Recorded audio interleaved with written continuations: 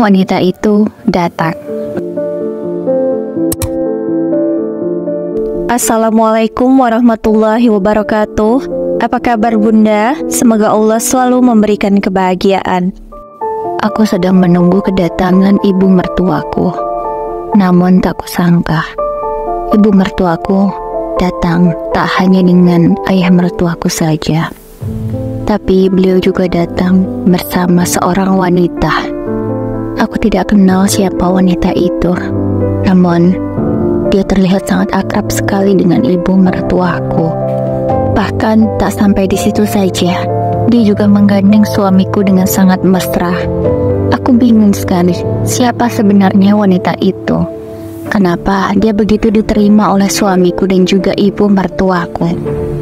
Nisa, kenalkan, ini menantu baru ibu, ucap ibu mertuaku. Aku benar-benar bingung, apa maksudnya? Apa mas ini maksudnya? Kenapa ibu bilang wanita itu adalah menantu barunya? Apa kamu sudah menikah dengan wanita itu, mas? Tolong kamu jelaskan padaku, apa maksudnya, mas? Aku bertanya pada suamiku dengan air mata yang sudah menggenang. Bahkan tak sanggup lagi aku menahannya. Air mata itu sudah jatuh di pipiku. Aku benar-benar tidak sanggup. Jika memang benar suamiku sudah menikahi wanita itu, maafin aku memang sudah menikahi dia. Tadi malam aku menikahi dia, makanya aku tidak pulang ke rumah. Maafin aku Nisa, aku terpaksa harus menikah lagi karena kamu tidak bisa memberi aku anak. Jadi aku menikah lagi dengan dia. Aku berharap setelah aku menikah dengannya, aku akan segera memiliki seorang anak. Aku sudah berumur, dan ibuku juga sudah semakin tua. Kami ingin cepat memiliki anak, dan ibu ingin cepat memiliki cucu. Jadi, kamu tolong mengerti keadaan ini ya. Tapi mas, selama ini yang bermasalah itu kan kamu, bukan aku. Kenapa kamu malah menikah lagi, mas? Aku sudah menerima kekuranganmu. Tapi kenapa kamu malah mengkhianati aku seperti ini, mas? Tidak, Anissa. Wanitalah yang bermasalah. Laki-laki tidak akan pernah memiliki masalah soal keturunan. Itu ibu yang membuktikan. Semua itu dari wanita. Kamu harus tahu itu. Mas, kita kan sudah cek ke dokter, dan hasilnya memang kamu yang bermasalah, bukan aku. Kenapa kamu masih mempercayai ucapan ibu yang tidak ada dasarnya? Nisa, kamu jangan ngomong kayak gitu, nggak sopan sama ibuku. Ibu benar, kamulah yang harusnya berobat lebih lama, bukan aku. Kalau aku mah, sudah pasti bisa memberi keturunan. Kita lihat saja nanti ya, kalau kamu tidak percaya. Aku akan pastikan, dalam beberapa bulan saja, istri baruku ini akan segera hamil.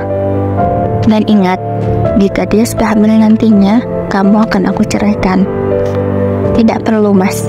Aku tidak mau jika harus menunggu beberapa bulan lagi baru kamu ceraikan. Ceraikan aku sekarang juga. Aku tidak sudi mas dipoligami dengan cara yang menjijikkan seperti ini, dengan alasan aku yang bermasalah, padahal jelas-jelas kamu yang bermasalah. Kamu sudah memfitnah dan menuduhku, mas. Kamu memang harus berbakti pada ibumu. Tapi apa iya, ucapan yang salah dari seorang ibu harus kamu percayai, sehingga kamu tega mengkhianati istrimu seperti ini? Aku tak sudi, mas. Kamu ceraikan aku sekarang. Aku gak mau dimadu. Tidak, Anissa. Aku tidak akan menceraikan kamu sebelum istriku ini hamil. Kamu harus tahu dan kamu harus melihat semua prosesnya. Aku akan membuktikan padamu kalau aku tidak bermasalah. Tes saja yang salah. Baik, mas, kalau itu keputusanmu. Tapi aku tidak mau tinggal di rumah ini. Jika memang nanti istri keduamu itu hamil, aku ikhlas mas kamu ceraikan. Bahkan sebelum dia hamil pun aku juga sudah berharap bisa bercerai dari kamu. Aku tidak mau, mas. Aku tidak mau dimadu seperti ini. Ini sebuah pengkhianatan yang sangat menyakitkan bagiku. Baik, kalau begitu kita tunggu beberapa bulan lagi ya. Oh ya, istri baruku ini akan tinggal di rumah ini. Jadi kita serumah. tidak ada yang boleh pergi dari sini tanpa seizinku. Aku nggak sudi mas serumah dengan maduku ini. Aku mau ngontrak saja. Aku nggak mau tinggal di sini serumah dengan dia. Aku mohon mas, kalau memang kamu mau aku bertahan sampai istrimu ini hamil, aku mau pindah ke kontrakan sendiri. Aku tidak mau satu rumah dengan dia. Ya, baiklah kalau begitu. Silahkan kamu mencari kontrakan sendiri ya. Aku tidak mau mengantarmu. Tapi ingat, kamu tetap masih istriku. Jawab suamiku dengan wajah yang menyebalkan menurutku. Aku benar-benar kecewa dan kesal padanya. Dia sama sekali tidak memperdulikan perasaanku. Aku selama 5 tahun ini sudah bersabar untuk menerima semua kekurangannya. Tidak pernah menuntut apapun, tidak pernah meminta apapun. Aku selama ini mendampinginya tulus, tidak mengharapkan harta atau apapun. Tapi kenapa ini yang aku dapatkan? Memang kami sudah 5 tahun menikah dan belum memiliki anak. Setelah aku dan suamiku periksa ke dokter, hasilnya memutuskan kalau suamiku lahir memiliki masalah. Dia tidak subur. Dia kemungkinan besar tidak bisa memberi keturunan.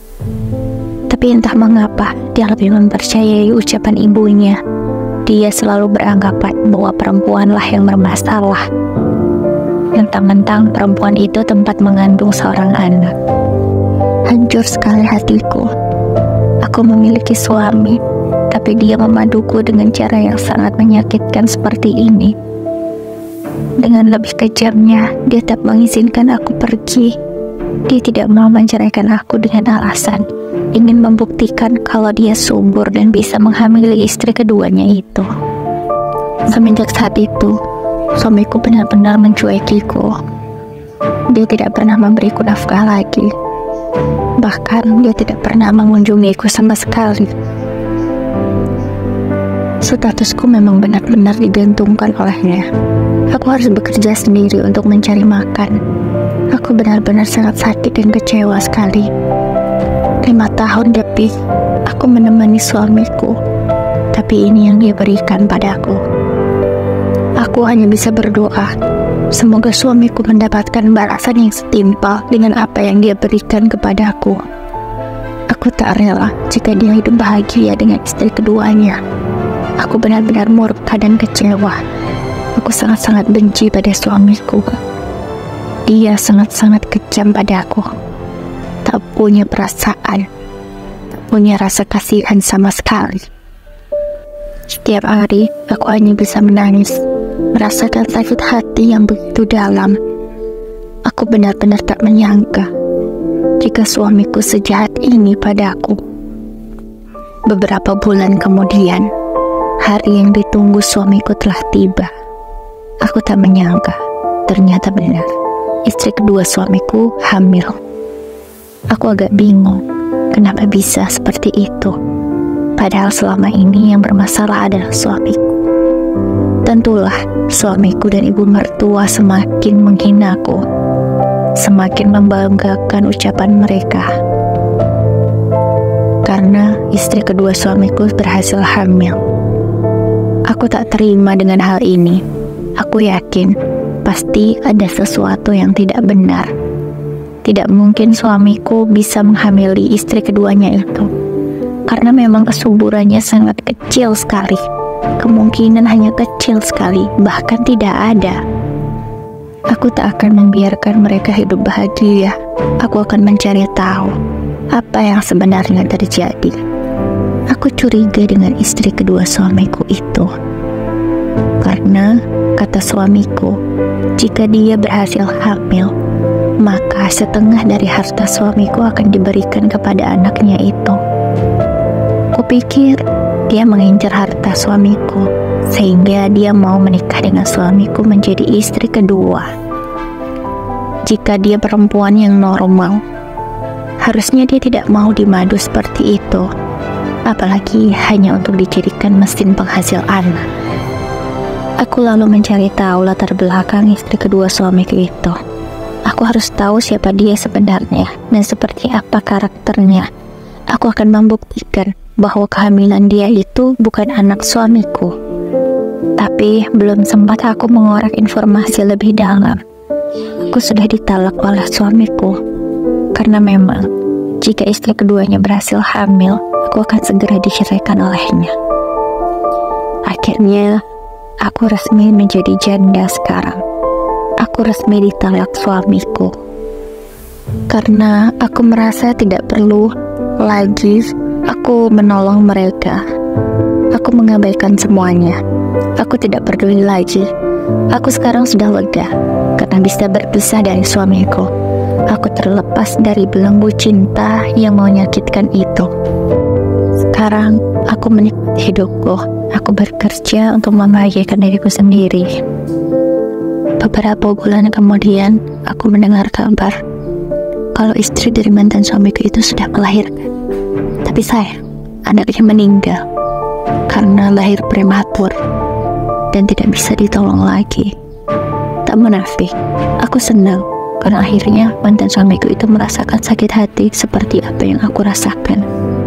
Tak lama setelah itu, aku mengetahui kalau ternyata istri dari mantan suamiku itu meminta cerai.